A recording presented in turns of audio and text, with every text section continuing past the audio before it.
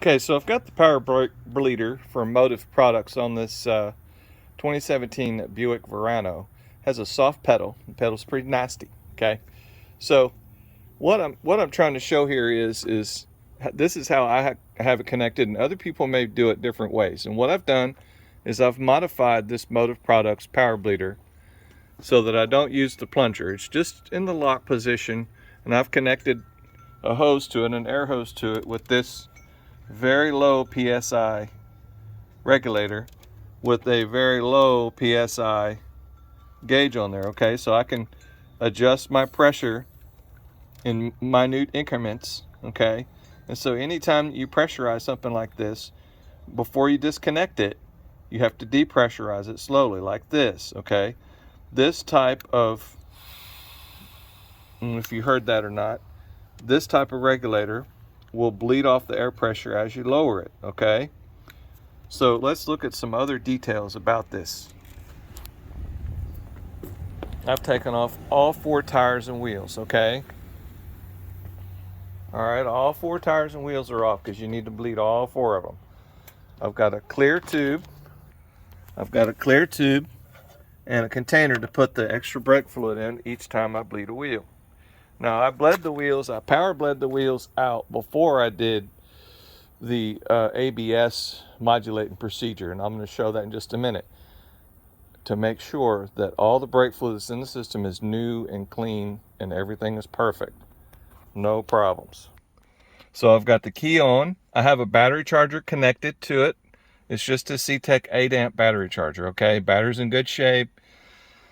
It will barely keep up with this. So you need a, minimum 8 amp.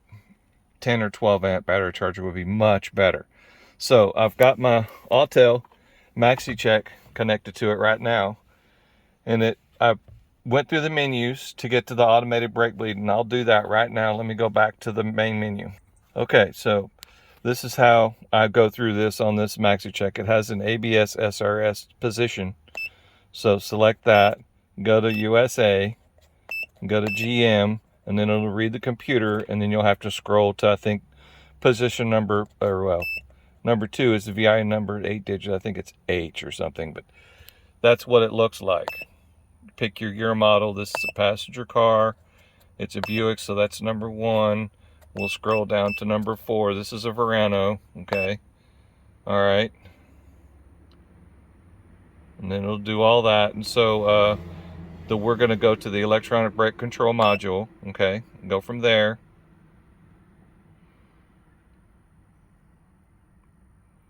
All right, so the vehicle stability system. Now, I went through the menus before to check to see if that particular item was enabled, and it wasn't. So I'm putting that as not equipped, and that's how I did that. And you'll have to figure that out on your own. I think I went to the live data to look to see if it was actually enabled or not, and StabiliTrack wasn't.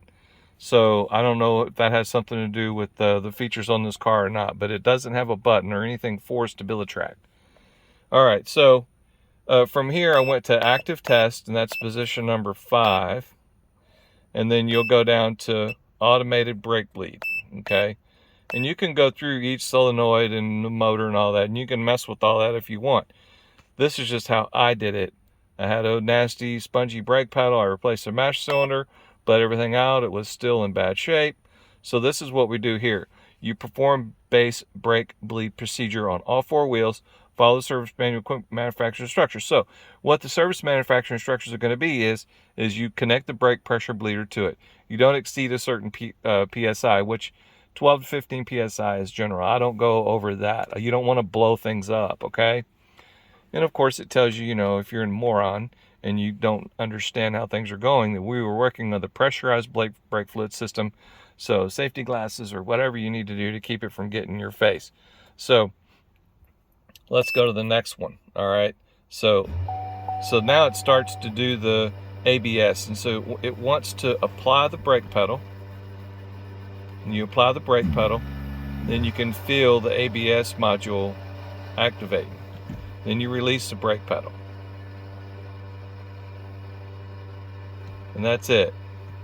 And so each time in between each one of these, you can go to each wheel and let brake fluid out, or if you're finished and the brake pedal is, you just wanted to do just a little bit, you can just get out of it and escape. And that's it. You're done. So I went to, in between each brake pedal press, in between each one, I went to each wheel and let brake fluid drain out in between each brake pedal press to see if I got any air. And I never did see any air, but my brake pedal did come back, and it's very nice. So I hope this helps someone. This is how I did it. This may not be the exact way that you're supposed to do it. This is how I did it that worked for me, and in general, to show how I used that brake bleeder and what I did to modify it to make it work for what I did. So just to recap, the two things that I've wanted to stress on this particular procedure that I did on this Verano, which on any car that you do an automated brake bleed on, is, you want to have fresh fluid. Okay, this has to be clean. If you get this and you don't have this pressurized thing here, you'll have to pump this and keep the pressure built up in here while you're bleeding. And so that's why I changed it to this, because I found that I was just running around pumping this thing all day long. The pressure didn't hold. I wasn't happy with it. It originally came with their little pressure gauge here on the side. I just didn't like any of it. So I got rid of all that and I set it up like this.